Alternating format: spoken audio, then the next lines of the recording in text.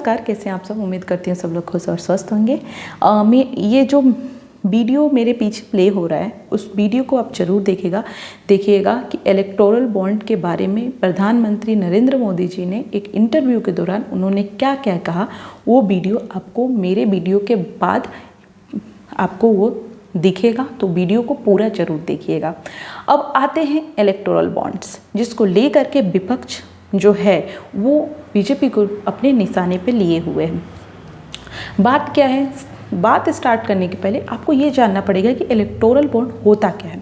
देखिए, electoral bond एक तरीके का, आप इजी भाषा में देखें तो चंदा देना। किसको चंदा देना? पॉलिटिकल पार्टी को चंदा देना, डोनेशन देना। अब पॉलिटिकल पार्टी को डोनेशन देता कौन है? तो वो देता है बड़े बड़े जो कंपनी ओनर हैं, बिजनेस पर्सन हैं, जो भी हैं जिनके पास पैसे हैं, वो उनको क्या देते हैं? डोनेशन देते हैं। अब डोनेशन कैसे देते हैं? वो क्या करते हैं? एसबीआई से इलेक्टोरल बॉन्ड्स खरीदते हैं। इस बॉन्ड की जो प्राइस स्टार्ट होती है 1000, 10,000, 1 लाख और 1 करोड़ तक का, वो उस पैसे से जो भी कंपनी उस इलेक्टोरल बॉन्ड खरीदेगी, उस पे जिस भी पार्टी को वो दे रही है, अगर वो बीजेपी को दे रही है तो बीजेपी का नाम मेंशन होगा, कांग्रेस को दे रही है तो कांग्रेस का नाम मेंशन होगा, अदर पार्टी को दे रही है तो वो होगा। और वो जो पैसा देगी एसबीआई को, वो एसबीआई उस पार्टी के खाते में पे करेगी। तो एक तरीके का क्या है ये? चंदा देना।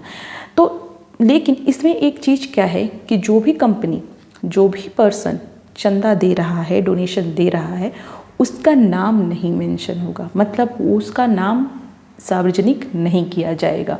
ये इस बॉन्ड की में दिया हुआ है। इलेक्टोरल बॉन्ड का जो प्रोसेस है 2017 में इसको बनाया गया था, जिस टाइम पे अरुण जेटली जी वित्त मंत्री, फाइनेंस मिनिस्टर थे, और 2018 में ये कानून बन के तैयार हो गया।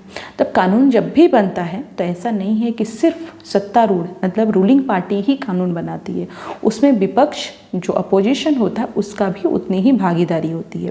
तो ये उस टाइम पे मिलजुल करके ही ये प्रोसेस तैयार किया गया था। अब आते हैं कि प्रॉब्लम कहाँ है। जो भी देखिए, प्रॉब्लम ये है कि जितना भी डोनेशन आया है 2018 से लेकर के 2023 के बीच में, वो 9000 करोड़ अप्रॉक्स आया है, जिसमें से 58% अप्रॉक्स 5000 करोड़ जो है वो बीजेपी को गया है, और जो रिमेनिंग अमाउंट है वो कांग्रेस, टीएमसी, एनसीपी और रिमेनिंग जो छोटी छोटी पार्टियां हैं उनको गया है। तो बात ये आ रही है कि इतना ह्यूज अमाउंट में बीजेपी को गया है, वो सोचने वाली बात है। अब इसका मुद्दा विपक्ष ने उठाया, सुप्रीम कोर्ट भी इसमें आके आया। तो सुप्रीम कोर्ट कह रहा है कि ये पूरी तरीके से राइट टू इन्फॉर्मेशन, मतलब अगर कोई चंदा दे रहा है तो उसका नाम सबको, आम पब्लिक को पता होना चाहिए, क्योंकि ये एक लोकतांत्रिक देश है। अगर लोकतांत्रिक देश होने के नाते लोग आपको चुनते हैं, तो आपको कहाँ से क्या मिल रहा है, क्या चीज़ें हो रही है, वो आम पब्लिक को पता होना चाहिए। तो ये राइट टू इन्फॉर्मेशन जो है उसको ये उल्लंघन करता है, तो ये असंवैधानिक है। इसको आपको इस प्रोसेस को बंद करना होगा। उसने एसबीआई, सुप्रीम कोर्ट ने एसबीआई को भी नोटिस किया कि आपको जल्द से जल्द जो जो पैसे दिए हैं उसका नाम आपको बताना होगा, और जिस आप वो भी बहुत जल्द से जल्द तो ये बताना होगा। और ये घोषित किया कि इलेक्टोरल बॉन्ड जो है वो पूरी तरीके से असंवैधानिक है, ये सुप्रीम कोर्ट ने भी बोला है। इसका जवाब जब इंटरव्यू में पूछा गया पीएम मोदी से, तो उन्होंने बोला कि 3000 जो कंपनी है वो इलेक्टोरल बॉन्ड्स ली हैं, डोनेशन दी है, जिसमें 26 जो है वो जांच के दायरे में है। ठीक है, अब 26 कंपनी जो है जांच के दायरे में है। ठीक है, अब उन 26 में से जो भी डोनेशन आया है उसका सिर्फ 38%, सिर्फ 37% बीजेपी को आया है, और जो 63% है वो अपोजिशन को गया है, कांग्रेस को, टीएमसी को। ये तो जो जांच के दायरे में है, जो भी कंपनी जांच के दायरे में है, उससे जो डोनेशन आया वो बीजेपी को सिर्फ 38% आया है, और जो रिमेनिंग अमाउंट है वो तो कांग्रेस और अदर पार्टियों को गया है। तो ये सोचने वाली बात है कि ऐसी कंपनी किसको फंड की है। तो ये पीएम मोदी का कहना था, जो कि आप उस इंटरव्यू में आप सुनेंगे। तो ये पूरी तरीके से एक तरीके से था कि इलेक्टोरल बॉन्ड्स क्या है, और उस पर ये चर्चा है। सुप्रीम कोर्ट ने इसे असंवैधानिक बताया है कि क्या, क्यों, क्योंकि ये राइट टू इन्फॉर्मेशन जो चीज़ें होती है RTI, ठीक है, उसको उल्लंघन करता है। लोगों को पता होना चाहिए कि आपका पैसा कहाँ से आ रहा है। एक चीज़ और मैं बताना चाहूँगी कि 2017 के पहले जो भी फंडिंग आती थी राजनीतिक पार्टियों को, वो विदेश से भी आती थी, लेकिन 2000 जब से ये तैयार हुआ है उसके बाद से विदेश से जो फंडिंग होती थी उसे वो रोक दिया गया है, और भी जो भी फंडिंग होगी वो सिर्फ भारत से ही आएगी। ये इसका बात है। विपक्ष का कहना है कि इसमें भ्रष्टाचार हुआ है, वहीं पे सत्तारूढ़ पार्टी का कहना है कि जब ये नियम बना था तो दोनों साथ में थे, और इसमें ये भी बोला है कि ये अगर कानून नहीं रहता तो आपको कैसे पता चलता कि किसको कितना फंड मिला है। तो एक तरीके का ये काला धन रोकने के जरिया है, और ये एक तरीके का अच्छा स्टेप है। सुप्रीम कोर्ट ने भी पूछा कि क्या ये सही है, क्यों ये लाया गया, तो सरकार ने ये बोला कि हमें कैश को रोकना था, जो कि चीज़ें उस वजह से हमें ये काला धन रोकने के लिए हमें ये स्टेप उठाना पड़ा।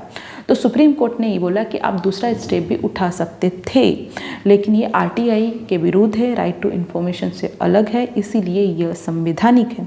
अब आगे के देखते हैं क्या SBI की तरफ से क्या आता है, क्या चीज़ें हो रही है, वो चीज़ें आपको ज़रूर आगे पता पड़ेगा। लेकिन इस वीडियो को अंत तक जरूर देखें। अब मैं आपको जो नरेंद्र मोदी जी ने इंटरव्यू के दौरान इस बॉन्ड के बारे में क्या बोला, वो आप इस वीडियो को ज़रूर देखें, और इलेक्टोरल बॉन्ड्स के बारे में आप उसे रीड भी करें पूरी तरीके से। यही आप, क्योंकि कोई भी चीज़, ये अच्छा टॉपिक है, ये आपको पढ़ना चाहिए। अब इस वीडियो, मेरे वीडियो के बाद इस वीडियो को ज़रूर देखें। मिलते हैं नेक्स्ट वीडियो में तुरंत एक नए टॉपिक के साथ। Thank you so much. Electoral bonds के बारे में राहुल गांधी जो हैं वो हर भाषण में कहते हैं, और विपक्ष के नेता भी कहते हैं कि इसमें धांधली हुई है। आपकी पार्टी के लोग भी कहते हैं कि अगर गलती है, अगर इसमें कोई गुंजाइश है इसके सुधार में, तो वो कर सकते हैं। क्या ये गलत फैसला था इलेक्टोरल बॉन्ड्स का? पहली बात है कि हमारे देश में लंबे अरसे से चर्चा चली है कि चुनावों में काला धन एक बहुत बड़ा खतरनाक खेल हो रहा है। देश के चुनावों को काले धन से मुक्ति मिले, इसके लिए कुछ करना चाहिए। चर्चा लंबे समय से चल रही है। चुनाव में खर्च तो होता ही होता है, कोई इनकार नहीं कर सकता है। मेरी पार्टी भी करती है, सब पार्टियां करती है, कैंडिडेट भी करते हैं, और पैसे लोगों से लेने पड़ते हैं, सब पार्टियां लेती हैं। मैं चाहता था कि हम कुछ कोशिश करें कि इस काले धन से हमारे चुनाव को कैसे मुक्ति मिले, ट्रांसपेरेंसी कैसे आए। एक प्रामाणिक पवित्र विचार मेरे मन में था। रास्ते खोज रहे थे, एक छोटा सा रास्ता मिला, वही पूर्ण है। वैसे हमने उस समय भी क्लेम नहीं किया था, पार्लियामेंट में डिबेट में सबने उसको सराहा भी था। आज जो लोग उलट पुलट बोल रहे हैं उन्होंने सराहा था, पार्लियामेंट डिबेट देख लीजिए। हमने कैसे कैसे काम किया, जैसे 1000 और 2000 के नोट खत्म कर दिए। चुनाव में वही बड़े बड़ी मात्रा में ट्रैवलिंग करते हैं, क्यों कि ये काला धन खत्म हो। हमने, सुप्रीम कोर्ट ने कहा था कि 20,000 रुपये तक पॉलिटिकल पार्टियां कैश ले सकती हैं। मैंने कानून बनाकर, नियम बना करके 20,000 को 2,500 कर दिया। क्यों? क्योंकि मैं नहीं चाहता था कि ये कैश वाला कारोबार चले।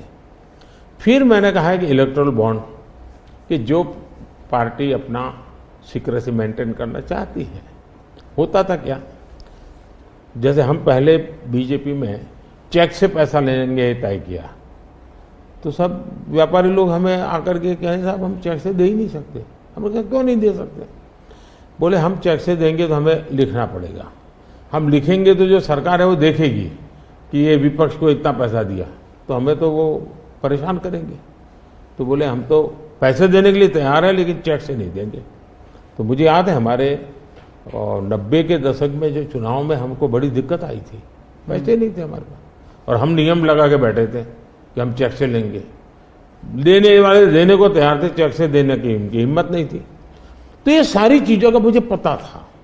तो मैंने कहा भाई, तो हमने कहा भाई ऐसा है, अब देखिए इलेक्टोरल बॉन्ड न होते तो किस व्यवस्था में ताकत है को ढूंढ के निकालते कि पैसा कहां से आया और कहां गया।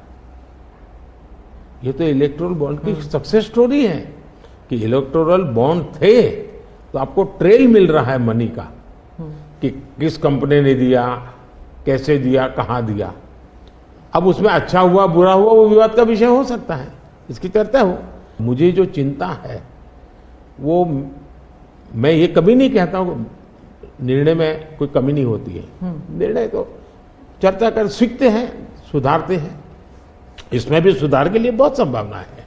लेकिन आज हम पूरी तरह काले धन की तरफ देश को धकेल दिया है और इसलिए मैं कहता हूं सब लोग पछताएंगे, जब बाद में ईमानदारी से सोचेंगे सब लोग पछताएंगे।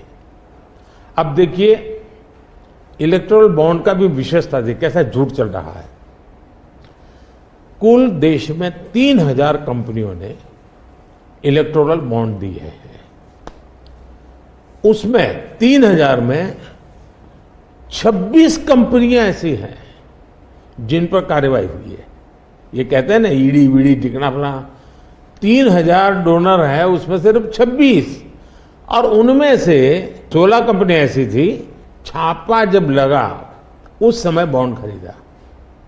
कोई जोड़ सकता है इसको, अगर बॉन्ड खरीदा, लोग ये जोड़ रहे हैं, उसकी विशेषता यह है कि ये जो 16 कंपनियों ने बॉन्ड खरीदा उसमें से 37 पैसा अमाउंट बीजेपी को डोनेशन में मिली, 37, 63% बीजेपी के विरोधी पार्टियों को मिली। अगर पूरे जोड़े जाएं तो हाँ, मैं ये 16 कंपनी जिसका ईडी सीबीआई कोई न कोई उस समय एक्शन भी हुआ और बॉन्ड भी निकला, 37% अमाउंट बीजेपी ने, 63 ऑपोजिशन को। क्या ईडी रेड करे और ऑपोजिशन को डोनेशन देने का कार्यक्रम बंद करे? क्या बीजेपी ऐसा करेगी? इसका मतलब कि 63% पैसा विपक्ष के पास जाए और आप आरोप हम पर लगाएं, लेकिन उनको गोलमोल बोलना है और भाग जाना है।